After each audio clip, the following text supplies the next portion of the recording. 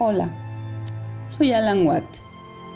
Hoy es 23 de noviembre de 2006. Esta noche hablemos acerca de la creación de la cultura en la calle, sobre cómo algunas ideas se descargan en la mente de la gente a través de la ficción, del drama.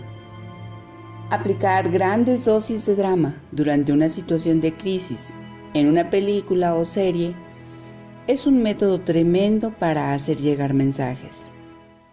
Es casi como hacer que se descargue, como si fuera un virus en nuestro subconsciente, logrando que seamos programados. A esto se le llama programación predictiva. Es una antigua técnica.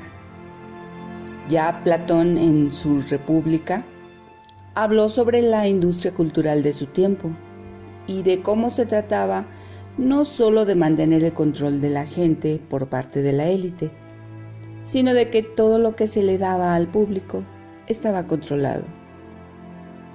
En la antigua Grecia, los grupos nómadas de actores venían a las ciudades y hacían sus giras que eran de obligada asistencia. Todos, incluso los esclavos, tenían que verlas.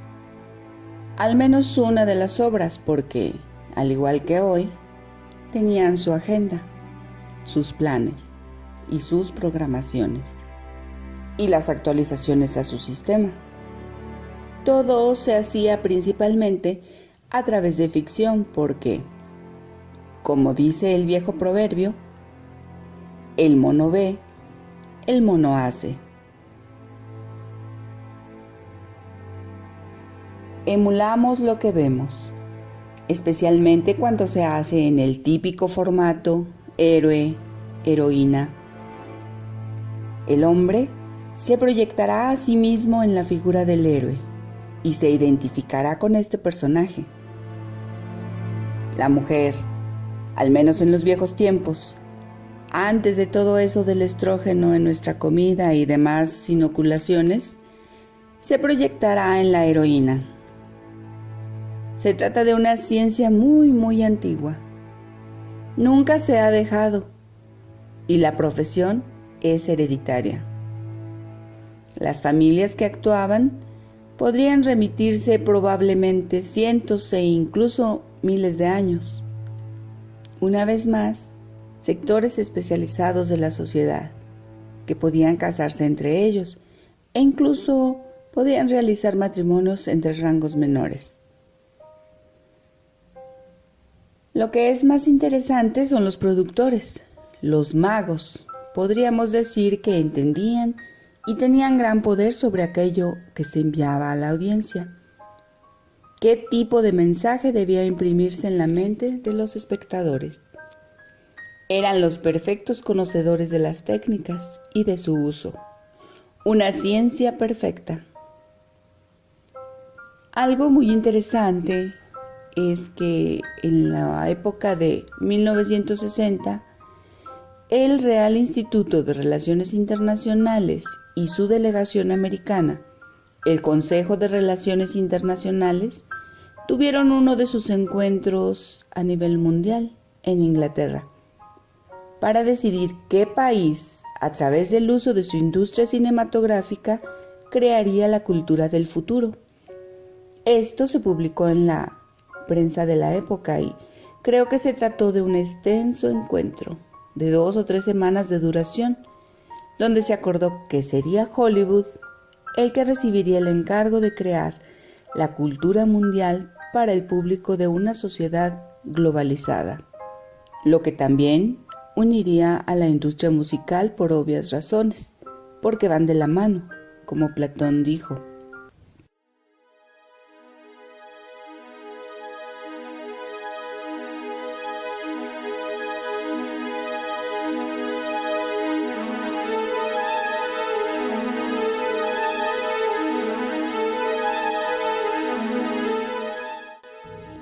La fórmula del comportamiento humano es una ciencia. Cada una de las partes hacia las cuales se quiere dirigir dependerá de la habilidad o el entendimiento que se tenga del uso de esta fórmula. Una presentación y secuencia adecuadas y la debida propaganda harán que el público reaccione según éste ha sido programado. Ha funcionado en el pasado, funcionará en el futuro. Simplemente se necesita conocer la fórmula e introducirla.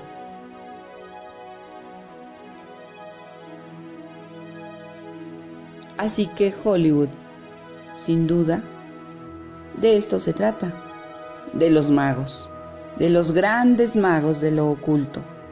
Agitan su varita y hacen que todo se altere, que cambie. Lanzan embrujos, y esto ha sido recogido en las caricaturas, en los dibujos animados. Por ejemplo, cuando Mickey Mouse aparecía vestido de mago con una pequeña varita mágica de la que salían 5 estrellas puntiagudas.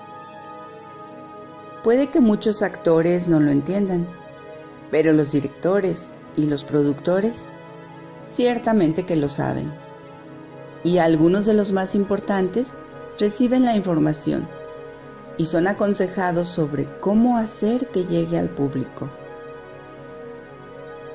No es que tengan genios dentro de Hollywood por sí mismo, sino que ha sido esta industria una parte esencial de los gobiernos, especialmente de los Estados Unidos. Hay libros sobre cómo Hollywood se ha involucrado en hacer películas de guerra. Han engendrado, qué sé yo, cuántas películas sobre la Segunda Guerra Mundial, y para ello han contado con la plena colaboración del ejército americano, el cual ha puesto a su disposición escuadrones, tanques, barcos y toda la infraestructura. Demos ahora un pequeño salto hasta la época de 1500, un periodo de tremendos cambios en Europa. Fue entonces cuando los Rosacruces hacían su aparición y recibían importantes incorporaciones en su sociedad, especialmente de jóvenes de la clase media, relacionados todos ellos con la ciencia. La ciencia es muy importante y alrededor de la corte de la reina Isabel I hubo un gran número de personajes importantes. Entre ellos podemos encontrar a John Deere Flood. Este fue el principal responsable de la creación del Teatro Globo, aquel donde Shakespeare estrenó sus obras. Nada ocurre accidentalmente, y John Deere Flood era además alquimista. Estaba involucrado en la arquitectura de la tradición hermética, lo que significa que quería unir el cielo en la tierra, siempre la misma tradición hermética de unificación de espíritu y materia, y perfección del mundo, a sus ojos, por supuesto. Siempre supieron que la comprensión era para aquellos elegidos, ya que las clases profanas serían simplemente esclavos. No tenían dudas sobre cómo diferenciarse a sí mismos como una clase más alta, una clase especializada, una clase intelectual. Y entre Shakespeare y Jacques Spear, el pastor del padre, fueron los magos que hicieron que la lengua inglesa pasara a ser lo que conocemos hoy en día. Ha habido más evoluciones, pero esa época es la que ha tenido más cambios. Antes, Chaucer la había evolucionado con sus cuentos de Canterbury y otros escritos. Previamente lo que la gente hablaba era el antiguo Norse y el saxo alemán. Así que una nueva lengua fue creada científicamente. Está totalmente codificada, claro. Y es una lástima porque hemos perdido gran parte del lenguaje. Estamos perdiendo tantas palabras que habrá un momento en el que no podremos transmitir nada a nadie con precisión.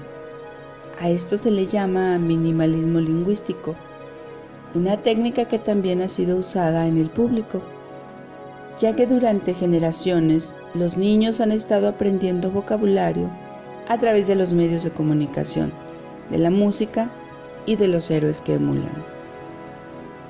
Esto es muy revelador y siempre muestran su método que puede ser entendido por aquellos que prestan atención y escuchan con cuidado. Siempre se expone el cómo y el por qué. El por qué se hace lo que se hace y que puede ser visto y escuchado por aquellos que miren y escuchen. Responde a una estructura similar a la del Teatro Globo, donde, como ya he dicho, se hacían las piezas de Shakespeare. No se llamó globo al azar. En el globo, el mundo, algunos se dejaban llevar por el drama y creían que todo era real, con lo que los actores sabían lo convincentes que eran y cómo estaba funcionando. La audiencia olvida que está viendo una farsa. Ven una actuación hecha por actores que hacen su trabajo y que consiguen que eso llegue hasta la mente de la gente, lo que hace que pueda llegar a ellos cualquier cosa, que puede ser real o no real. Sea lo que sea que ven, lo que en realidad está sucediendo es que se les está cambiando. Es un cambio alquímico, se les transforma, se les lanza un hechizo. Así es como se hace.